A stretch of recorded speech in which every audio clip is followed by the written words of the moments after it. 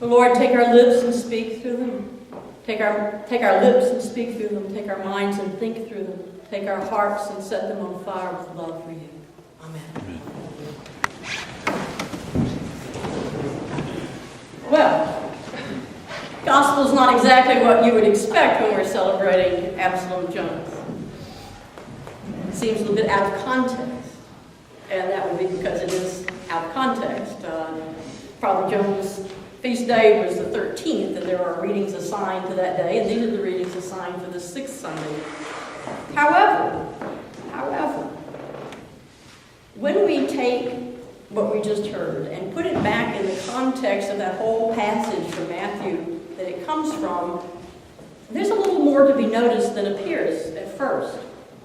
It always is dangerous to pull something out of context and to take it without realizing that it's a part of a bigger argument. And this is a part of a bigger argument in terms of like a debating of Jesus talking to a crowd of people. It comes in that section that's known as the Sermon on the Mount, which begins, of course, with the Beatitudes, talking about how the poor are blessed, and it's a puzzlement in itself. And that section continues with the section we read last week. It talks about us being salt and light. Remember that? We talked about that, salt and light. And it's coming right after that, and the last words of what we read last week, where it says, unless you exceed the law of the scribes and Pharisees, you have no idea how to enter the kingdom of heaven. And as we talked about last week, what Jesus was saying to them is, unless you go beyond what are just minimum requirements of decency and go to the heart of God's law, which is the law of agape love, unless you do that, you don't get it. You're just following a set of rules.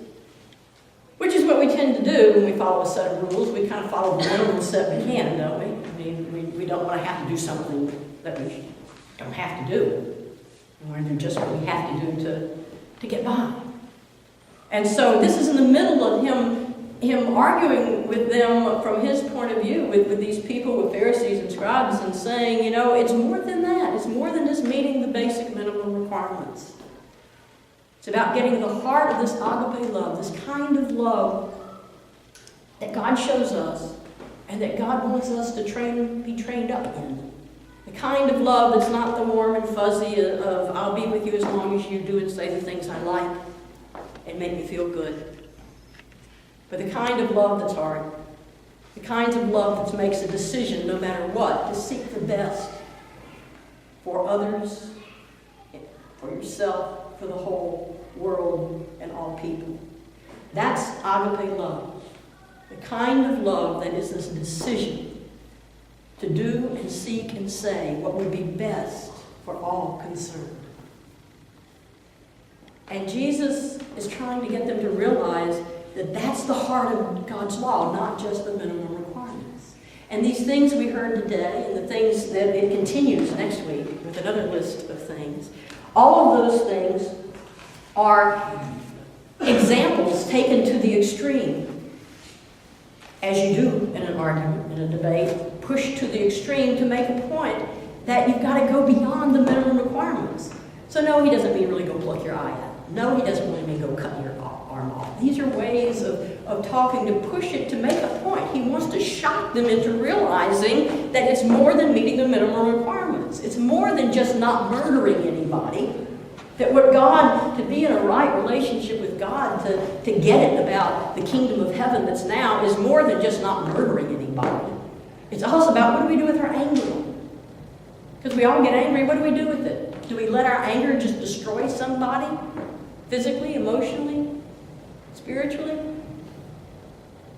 He says it's not just about not murdering your body. Do we insult people?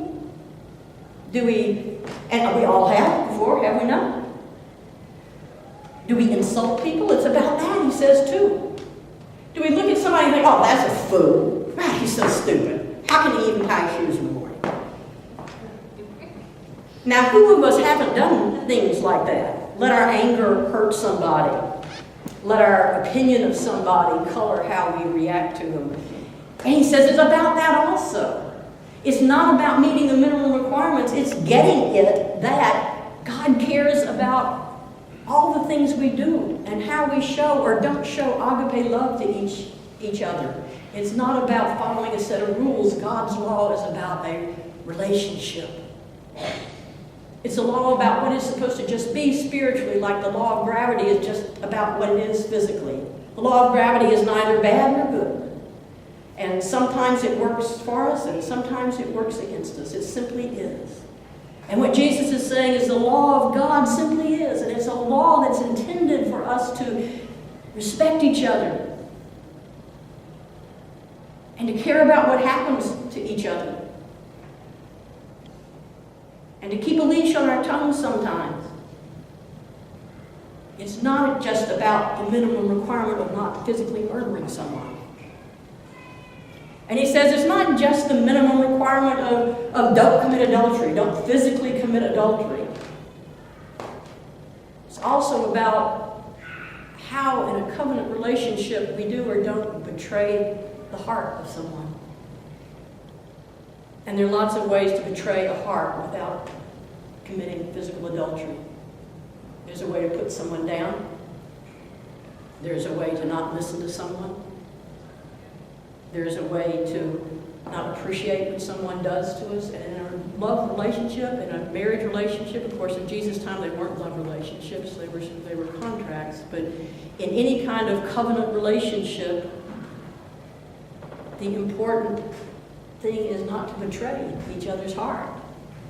He says it goes far beyond the minimum requirement of don't go have sex with somebody else. It goes to the heart of the matter of do you respect your partner? Do you care about what happens to them? Are you as happy for their successes as you are for your own? Can you laugh with them and cry with them? It goes to that kind of heart. And you can take each of these examples he gives and do the same thing with it. That he says a minimum requirement, then he takes it on to say, it's more than that. It's so much more than that. It's not a game to see who gets to go fastest and who gets to the end and who's in and who's out. It's about how we are together, he says, and that's the law of God's agape love. And he said that law, not an iota of that law will ever pass away. The law of God's agape love will never pass away. But it's more than the minimum requirements. Which means that the question becomes, how are we at living past the requirements? How much do we participate in healing the brokenness of the world instead of contributing to it? And it's that issue of our willingness to do whatever is in our power to help heal the brokenness of the world that I think connects with the whole story of Absalom Jones. Yeah, I was getting around to it. Because he's an example of what one man could do and did do to participate in the healing. Didn't solve the whole problem, for sure. When he was ordained the first priest first black priest in the Episcopal Church. And when he died, he was still the only black priest in the Episcopal Church. He didn't change the whole world, but he did what he could do. And here's the story. In 1746, he was born into slavery in Delaware. Yes, there were not just slaves in the South. He was born into slavery in Delaware. He was a house slave until he was about 16. And then his master sent him to Philadelphia to help run what was the master's store there.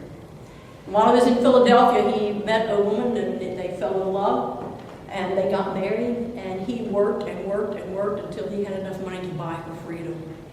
Notice he didn't buy his own. He bought hers. And then for the next several years, they worked and worked and worked until together they both had enough money to buy his freedom. Now, at that time, they went to a place called St. George's Methodist Episcopal Church Because at that time in our history, in that part of the 1700s, we were before the Revolution, and the Methodist Church and the Episcopal Church were one. The Methodist wasn't a separate church. It was a community within the Anglican Church. And it was the Anglican Church, not the Episcopal Church yet. That didn't happen until after the Revolution. So the Anglican Church from England, there were communities called Methodists that were, and they followed certain rules of prayer, and they just tried to live out their faith in a lot of ways. And so that was the community of St. George's Methodist Episcopal Church. And both blacks and whites went to that church. And Absalom Jones and a friend of his, Richard Allen, were lay leaders in that church. And they were so dynamic and so good at what they did that they gradually attracted a very large black following. So that the members of St. George's Methodist Episcopal Church, there became more and more and more blacks that were going to that church, which made the white vestry very, very nervous. They didn't think this was a very good idea.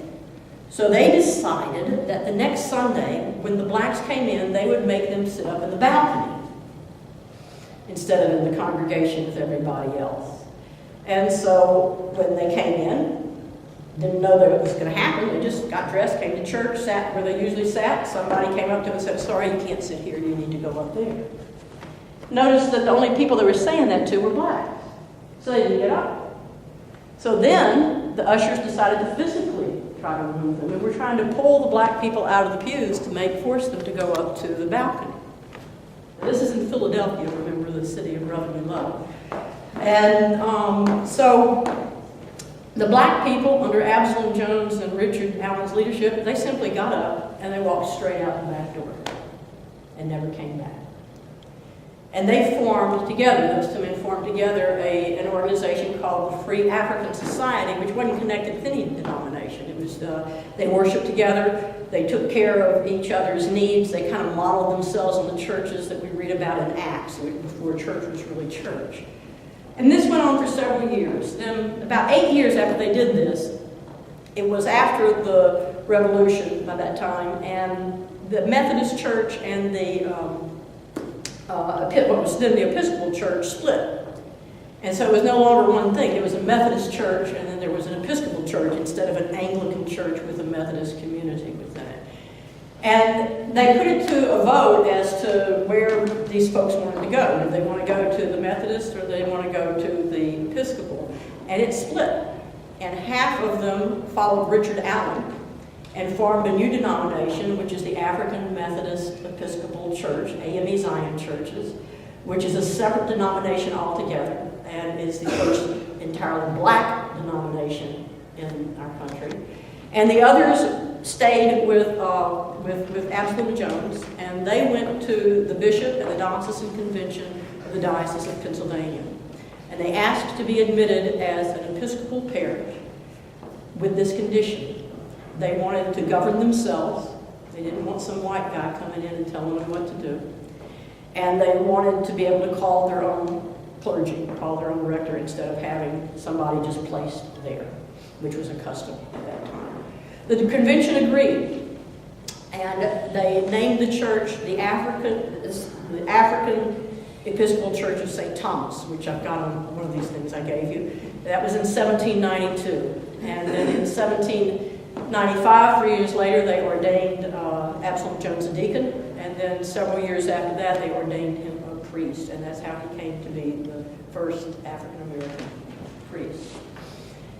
A witness of just doing what you can do within your power at a particular time in a particular place, taking that and doing what you can do. And there's still more to be done. I mean, on all sorts of levels, but there's still more to be done in healing the brokenness of racial tension in this country, of misunderstanding. There's still anger and insults being thrown back and forth on all sides.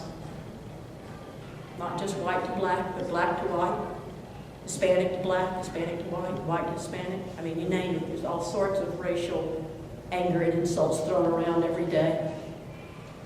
There are all sorts of ways we betray the heart of God.